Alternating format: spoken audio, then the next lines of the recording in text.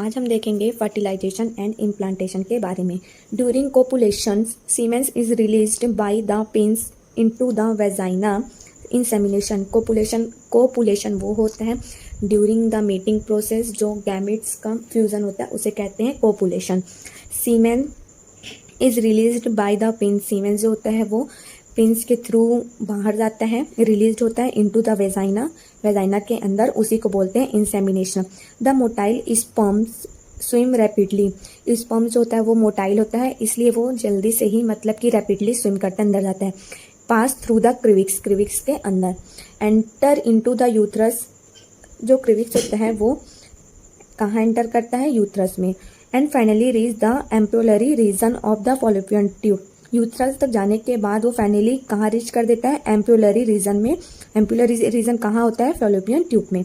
The ovum released by the ovary is transported to the ampullary region, ovum जो released होता है ovary के through, और वो कहाँ ट्रांसपोर्ट होता है, एम्प्यूलरी रीजन में।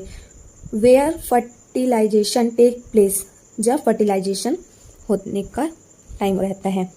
Fertilisation can occur in the ovum and sperms are transported simultaneously to the ampullary region।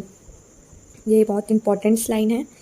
Fertilisation can only occur if the ovum and sperms are transported, fertilization तभी संभव है जब ओवम और sperms का transport होता है, कहाँ पे, एम्प्यूलरी रीजन में। In this region why not all copulation lead to the fertilization and pregnancy।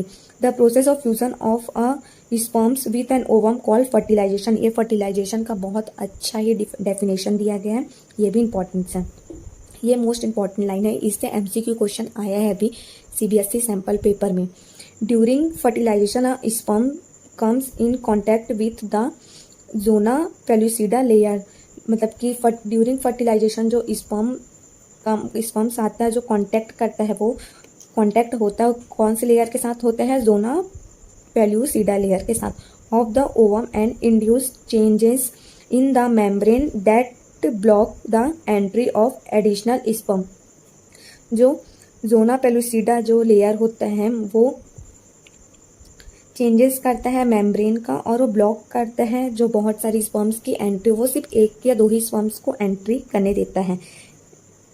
ये देखिए यहाँ पे दिया गया है जोना पेलुसिडा, यहाँ पे ये भी इम्पॉर्टेंट है, ये डायग्राम, इससे भी क्वेश्चंस आते हैं।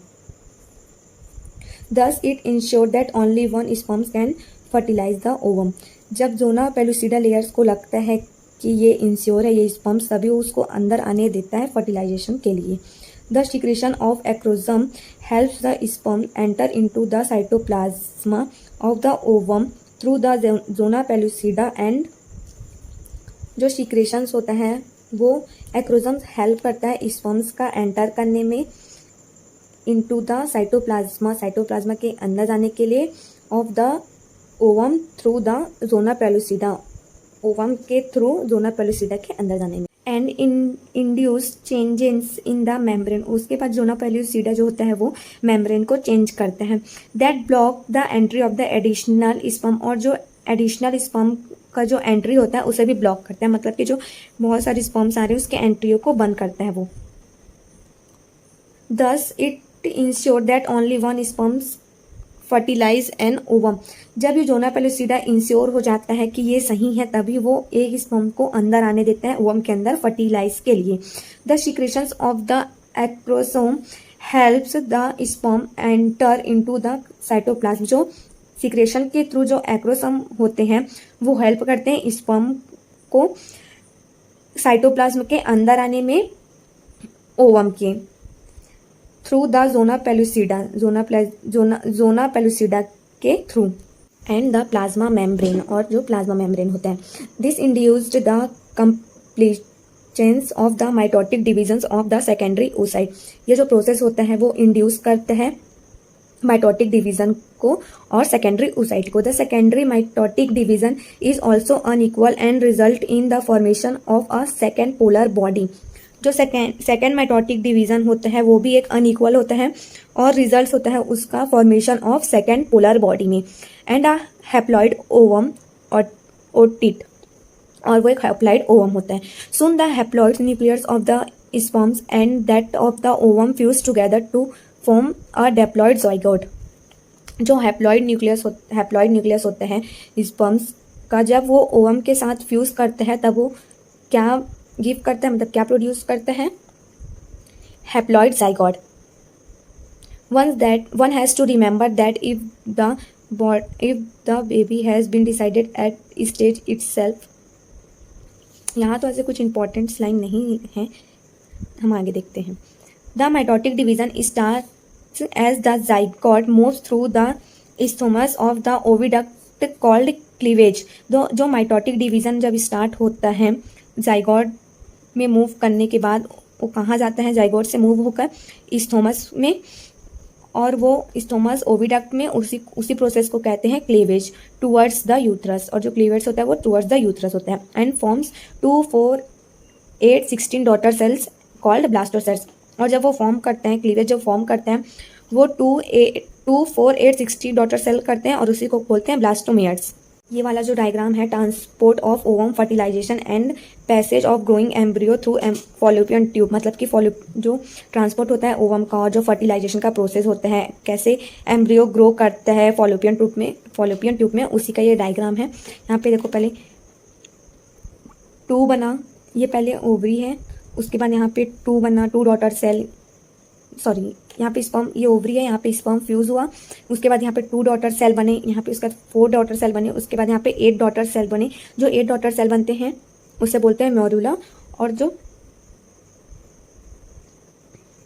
उसके बाद यहाँ पे फिर 8 डॉटर सेल से फिर वो हुआ, उसके बाद फिर यहाँ पे 16 डॉटर सेल बने, उसी को बोलते हैं ब्लास्टोमेयर्स. ये डायग्राम को एक बार गो थ्रू जरूर से कर लें. ब्लास्टोमेयर्स इज कॉल्ड अ मॉड्यूला. जो ब्लास्टोमेयर्स होता है वो मॉड्यूला भी कहते हैं उसे. The morula continues to divide and transform into blastocyst. जो मॉड्यूला होता है वो कंटिन्यू डिवाइड करता है सेल्स को, और वो कहाँ ट्रांसफर करते हैं, ब्लास्टोसिस्ट में. As it move further into the uterus. उसके बाद वो यूथरस में चला जाता है. The blastomeres in the blastocyst are arrange into the outer layer called trophoblast. जो ब्लास्टोमेयर्स होता है ब्लास्टोसिस्ट में, वो अरेंज करते हैं इनटू द आउटर लेयर में, और उसी प्रोसेस को कहते हैं trophoblast. And an inner group of cell attached trophoblast are called the inner cell mass. जो इनर ग्रुप होता है, सेल्स के जो इनर ग्रुप होते हैं वो कहाँ अटैच होते हैं, ट्रोपोब्लास्ट से, और उसी को कहते हैं inner cell mass. The trophoblast layer then get attached to the endometrium. जो ट्रोपोब्लास्ट के जो लेयर होते हैं उसके बाद वो एंड्रोमेट्रियम से अटैच्ड हो जाते हैं. And the inner cell masses get differentiated as the embryo. उसके बाद जो इनर सेल मास है वो अलग अलग हो जाते हैं एम्ब्रियो में. आफ्टर अटैचमेंट, जो सेल्स हैं इनर सेल मासेस जो एम्ब्रियो में जाने के बाद अलग अलग हो जाते हैं, उसी का रिजल्ट होता है the blastocyst becomes embedded in the endometrium of the uterus. उसका जब ये ब्लास्टोसिस्ट एम्बेडेड हो जाते हैं उस एंडोमेट्रियम ऑफ द यूथरस में. This is called implantation and its leads to pregnancy. और इसी प्रोसेस को बोलते हैं इम्प्लांटेशन और प्रेगनेंसी.